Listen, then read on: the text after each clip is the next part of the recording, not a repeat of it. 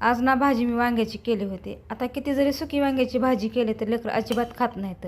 म्हणून इथं मला हे रस्सा करावाच लागतो आणि डब्यालासुद्धा असाच रस्सा द्यावा लागतो. नाहीतर नाही दिलं तर लेकरं म्हणतात, मम्मी आज असली का भाजी केलीस, नुसती कोरडी कोरडी. असे लेकरं आहेत. साईडला जी ठेवली होती मगाची भाजी ती कोरडी होती तर ते तशीच राहून गेली होती. म्हणून मी अशी भाजी बनवते बरं का. आता इथं ह्यांना गुरुवार होता म्हणून मग शाबू पण भिजू घातला होता. आता शाबू बनवायचा होता. मीठ टाकले तर आपलं तेल टाकले तर त्याच्यामध्ये मिरच्या टाकले होते. आणि आमच्या इकडं काय असतं, शाबूमध्ये जिरे वगैरे काही टाकत नाहीत. साधं सिंपल असंच करतात.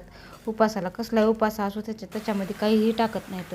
आता मीठसुद्धा टाकत नाहीत, शिंदोलून टाकतात. इथं मी शिंदोलून टाकले होते आणि पाणी टाकून थोडं मस्तपैकी असं वापरण्याचे ठेवले होते.